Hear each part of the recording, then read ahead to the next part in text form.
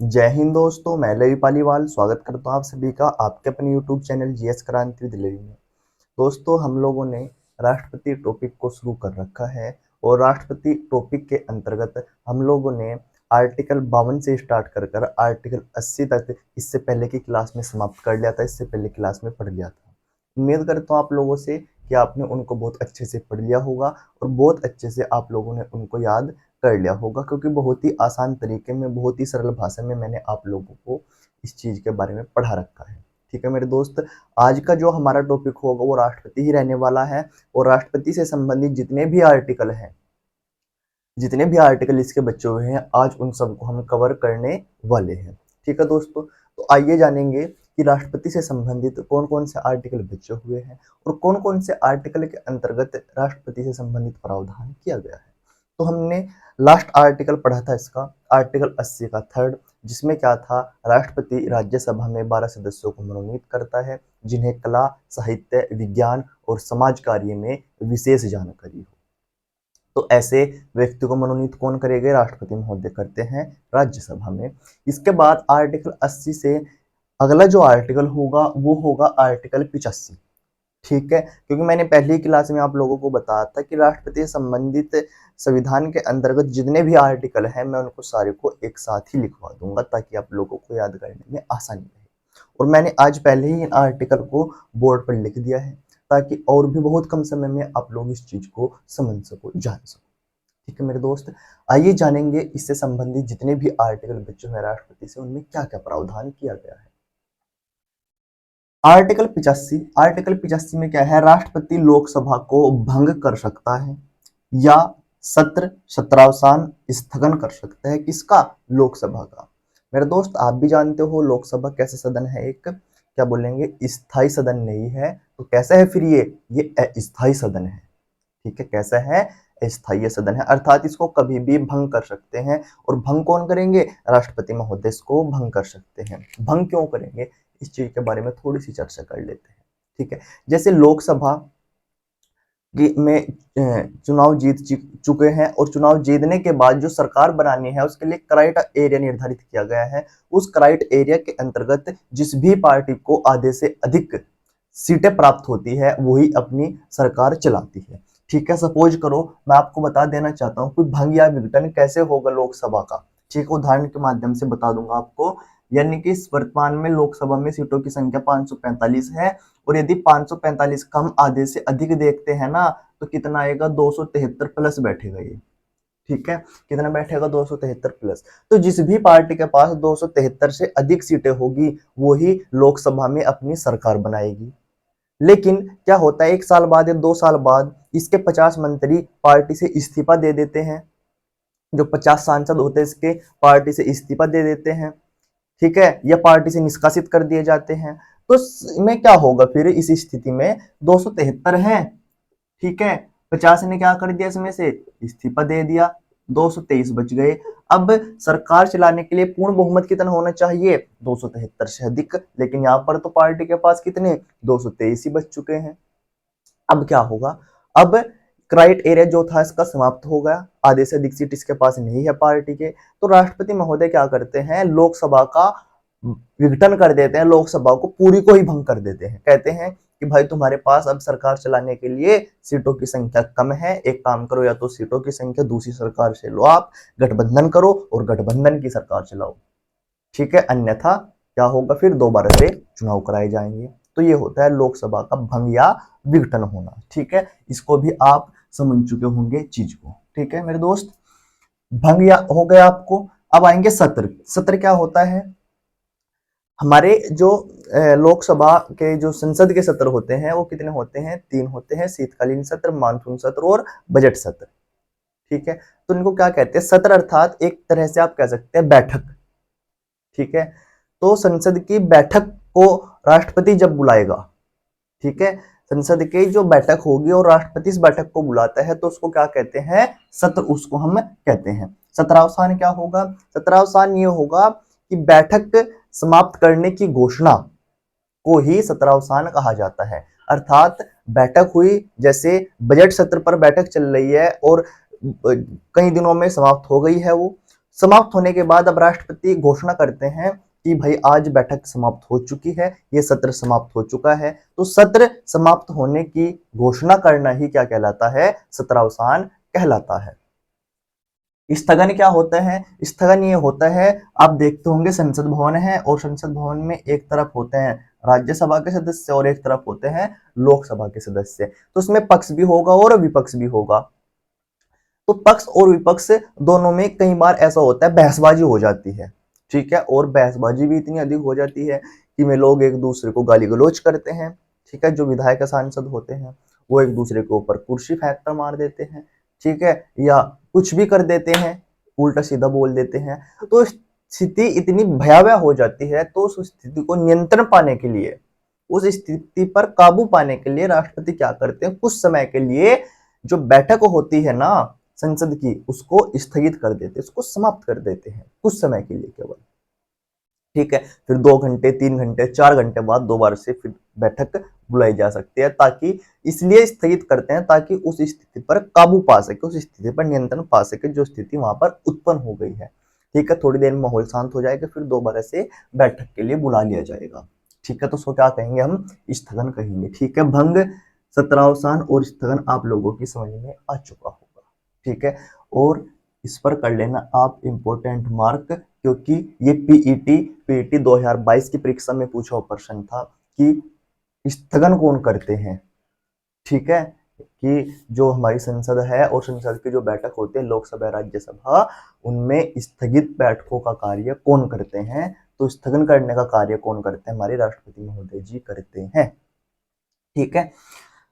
Article 108, राष्ट्रपति दोनों सदनों की संयुक्त बैठक बुला सकते हैं, ठीक है। क्या बोला? राष्ट्रपति जो दोनों सदन होंगे लोकसभा और राज्यसभा, हालांकि बैठक अलग अलग होती है लोकसभा की भी और राज्यसभा की, लेकिन कई बार ऐसा होता है कोई कानून बनता है, और आपको भी पता है कानून बनाने में लोकसभा, राज्यसभा और राष्ट्रपति तीनों की आवश्यकता होती है। कोई बिल यदि लोकसभा में पहले आया तो राज्यसभा में पारित होना पड़ेगा, यदि राज्यसभा में पहले आया तो लोकसभा में पारित होना पड़ेगा, और अंत में किसके पास जाएगा? राष्ट्रपति के पास।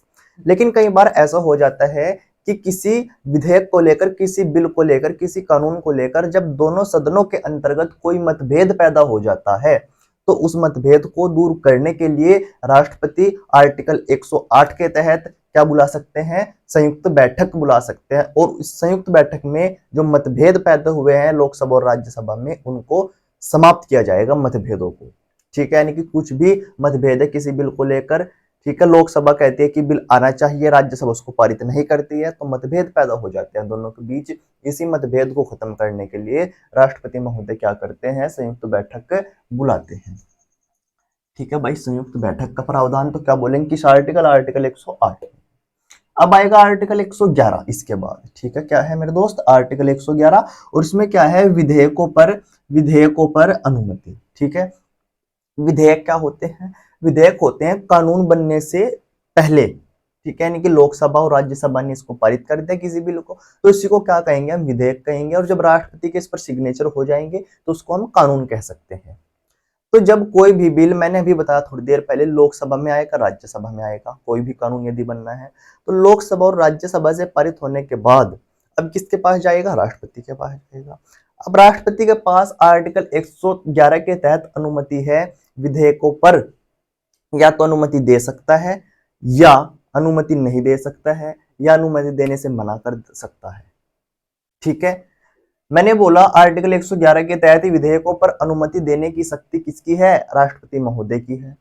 और इसके तहत इसके पास कौन कौन सी शक्ति है? या तो तुरंत अनुमति दे देगा कि कानून बना दो भाई, या अनुमति नहीं देगा, या इस पर सिग्नेचर करने से मना कर सकता है, ठीक है। तो ये शक्ति किसके पास है? राष्ट्रपति के आर्टिकल 111 के तहत। नेक्स्ट आर्टिकल है 123, राष्ट्रपति को अध्यादेश जारी करने की शक्ति। मोस्ट इंपोर्टेंट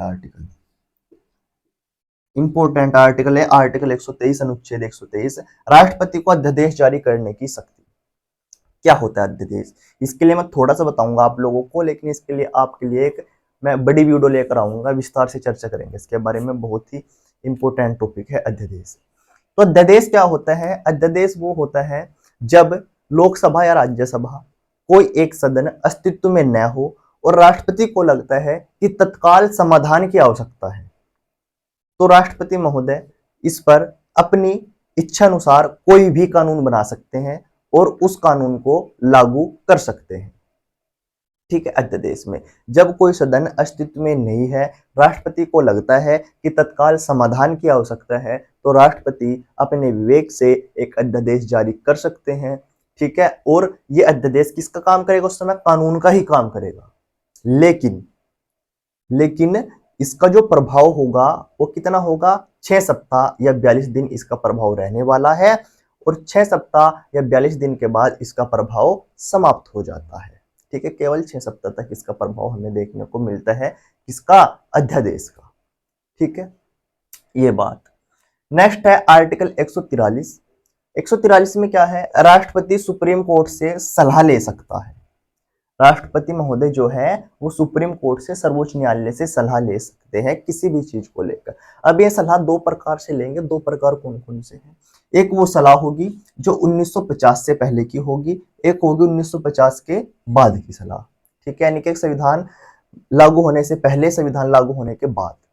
तो जो 1950 से पहले की सलाह है, सुप्रीम कोर्ट को वो देनी होगी। ये सलाह कैसी हो सकती है? जैसे 1773 से लेकर जितने भी 1950 तक एक्ट आए हैं, अंग्रेजों ने भारत में एक्ट भेजे हैं, उन सबको यदि राष्ट्रपति मांगता है, चाहे 1773 का रेगुलेटिंग एक्ट हो, 1781 का एक्ट ऑफ सेटलमेंट हो, 1784 पिट्स इंडिया एक्ट हो, ठीक है, तो जितने भी हैं सारे एक्ट है ना भाई।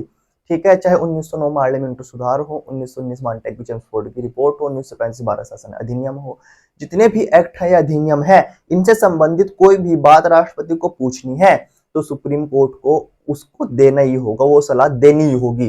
सुप्रीम कोर्ट बाध्य है। लेकिन 1950 के बाद यदि राष्ट्रपति सुप्रीम कोर्ट से कोई भी सलाह मांगता है किसी भी विधेयक को लेकर, किसी भी कानून को लेकर या किसी भी विषय को लेकर, तो सुप्रीम कोर्ट इस सलाह को दे भी सकती है और नहीं भी दे सकती है।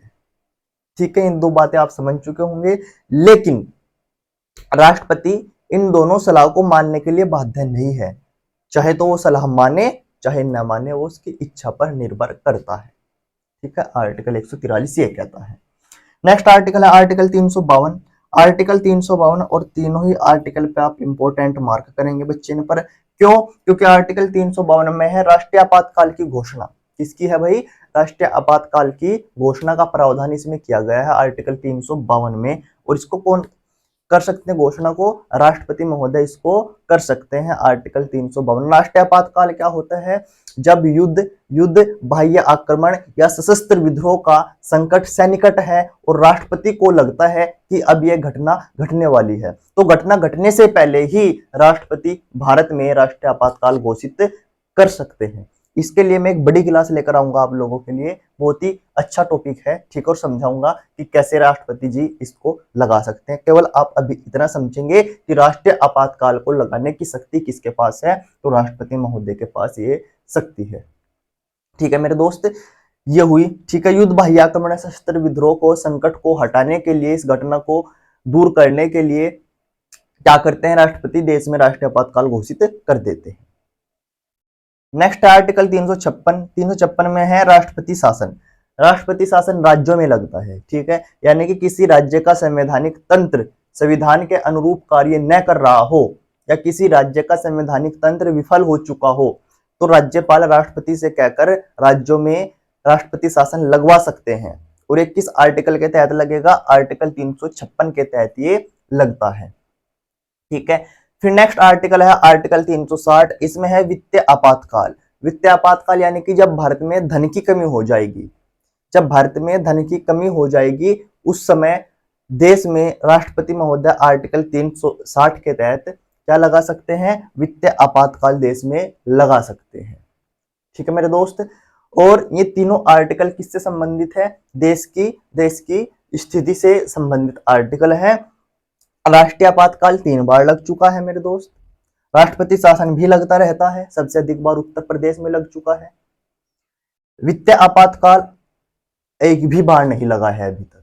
ठीक है, अब तक एक भी बार नहीं लगा है, लेकिन ये 3 बार लग चुका, ये भी लगता रहता है। और वित्तीय आपातकाल हमारे देश में नहीं लगा, ऐसी स्थिति उत्पन्न नहीं हुई है कि भारत देश में पैसों की, धन की कमी हो जाए। ठीक है, तो इस चीज को आप लोग समझ चुके होंगे बहुत अच्छे से। जितने भी मैंने आर्टिकल आप लोगों से बताए हैं और इनमें जो जो भी इंपॉर्टेंट आर्टिकल है आप उनको इंपॉर्टेंट मार्क ही करेंगे, क्योंकि हमेशा एग्जाम में पूछे जाने वाले आर्टिकल हैं। ठीक है, आप इसका एक बार स्क्रीनशॉट ले सकते हैं।